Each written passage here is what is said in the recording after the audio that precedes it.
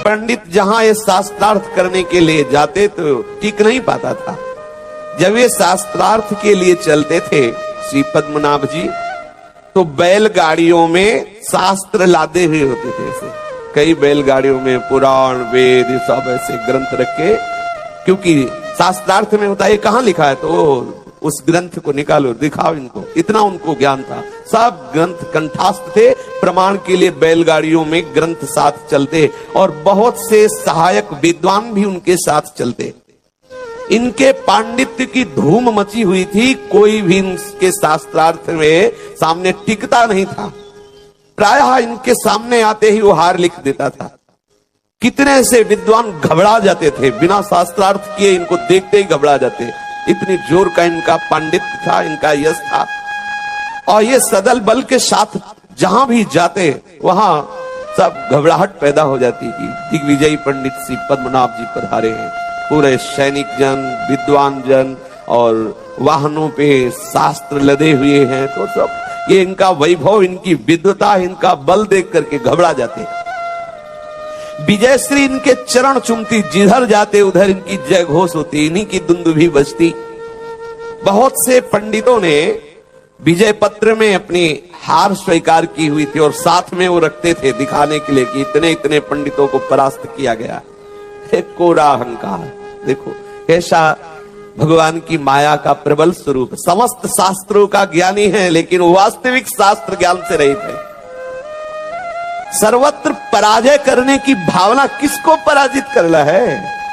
वेद वेदांतों का ज्ञान क्या है? एक ही ब्रह्म के सिवा दूसरा कोई नहीं है। पर ये भगवत कृपा पात्र महापुरुषों से ही जो ज्ञान प्राप्त होता है, वही ज्ञान हमारे जड़ चेतन ग्रंथि का भेदन करता है। नहीं तो देख लो, साफ शास्त्रों का ज्ञाता है और है क्या? पशुता। ये पशुता है। विद्वता के द्वारा दूसरे को दुख देना, उसको परास्त कर देना, उसकी अवहेलना कर देना, इसी को तो पशुता कहते हैं। अपने यश की चाह, अपने सुख की चाह, अपनी प्रशंसा की चाह, यही तो पशुता है। अरे मनुष्यता इसमें आ जाती है जब दूसरे का हित करे, उसे मनुष्य कहते हैं। सच्चा मनुष्य वही है, मनुष्यता कहलाने का अधिकारी वही है जो तन मन प्राणों से दूसरों को सुख पहुंचाने की चेष्टा करे। और महात्मा वही है जो उसके जड़ चेतन की ग्रंथि का भेदन करके परमात्मा साक्षात्कार करा दे। सत्संगति संस्कृति का अंता। देश के कोने कोने में इनका पांडित्य प्रकाशित हो रहा था। विजय पत्र लिखवाते हुए आगे बढ़ रहे थे। फिर ये काशीपुरी आए। काशीपुरी में ललकार की, डंका बजवा दिया। काशी के विद्वान आकर हमसे शास्त्रार्थ करें। काशी में मुनादी फिरवा दी कि यहाँ के जितने भी विद्वान हैं, चाहे एक साथ एकत्रित होकर शास्त्रार्थ कर लें या अलग अलग शास्त्रार्थ कर लें, यदि शास्त्रार्थ करने की सामर्थ्य ना हो तो आकर के सभा के बीच में हार स्वीकार कर लें। काशी के पंडितों ने इनकी ख्याति सुन रखी थी। वे जानते थे कि इस समय सरस्वती इनके माथे पे विराजमान है, नक्षत्र बलवान है, विजयश्री इनके चरण चूम रही है, इनको परास्त करना बड़ा कठिन है। अब ये अंदर से वो सोचने लगे कि इसके साथ शास्त्रों के द्वारा हम विजय प्राप्त नहीं कर सकते, क्योंकि सरस्वती इसकी बुद्धि में बैठी हुई है। इसको अगर कोई परास्त कर सकता है तो जो सरस्वती के भी ऊपर विराजमान है वो है प्रभु, और जिसने प्रभु को रिझा लिया वही परास्त कर सकता है, दूसरा नहीं। अर्थात भगवत प्राप्त महापुरुष ही से परास्त कर सकता है।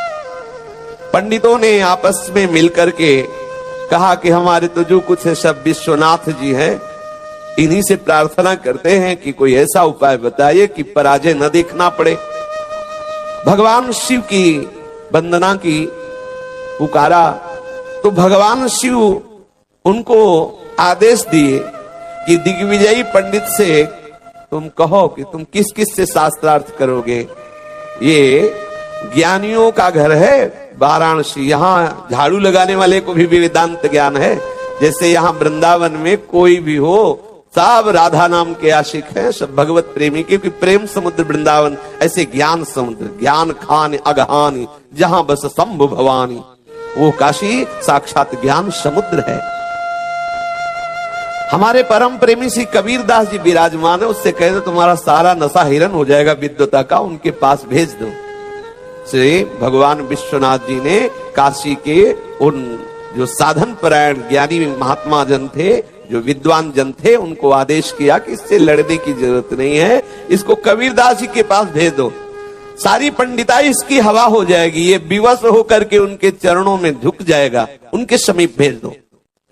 काशी के ब्राह्मण पहले से ही कबीरदास जी का प्रभाव देख चुके थे। भगवान शिव की आज्ञा होने पर सबका हृदय आनंदित हो गया कि बच गए, क्योंकि सब मर्यादित प्रतिष्ठित वाराणसी के विद्वान, और हार लिख दे तो दूसरी जगह जाके ये बताएगा कि काशी के विद्वान हार गए, मतलब काशी हार गई, मतलब भगवान शिव की महिमा की बात है।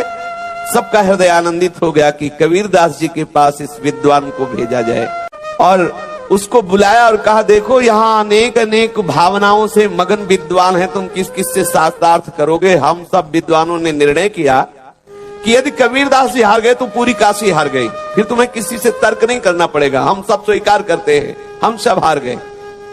यहाँ तो एक से एक धुरंधर विद्वान है, आपको सालों लग जाएगा यहाँ तर्क करने में, और एक क्षण में निर्णय हो जाएगा। कबीरदास जी से हार लिखवा लो, पूरी वाराणसी के विद्वान हार गए, हम सब स्वीकार करते हैं। अब वो तो बहुत प्रसन्न हुआ, उनका बुलाओ कबीरदास जी को, हमसे शास्त्रार्थ करें। बोले ऐसे वो पंडित नहीं कि तुम्हारे बुलाने पे आ जाए, अगर तुम्हें शास्त्रार्थ करना है तो वहां जाओ, प्रार्थना करो, उनके चरण पकड़ो, अगर वो तुमसे बात कर ले तो तुम्हारे भाग्य हैं। वो ऐसे विद्वान थोड़े कि तुम ललकारो और चले आवे। आप कबीरदास जी के पास जाकर के उनसे तर्क कीजिए, उनको कोई गरज नहीं तुमसे शास्त्रार्थ करने के लिए, तुम आए हो ना विजय लिखवाने के लिए, तो तुम जाओ वहां। श्री पद्मनाभ जी तैयार हो गए, साथ में काशी के पंडित भी हैं। कबीरदास जी के समीप जाकर काशी के पंडितों ने पहले प्रणाम करके कहा, महाराज भगवान महादेव जी ने आज्ञा की है, इस दिग्विजयी पंडित से आपको शास्त्रार्थ करना है। भगवान महादेव जी ने कहा है। कबीरदास जी के अश्रु आ गए। मेरा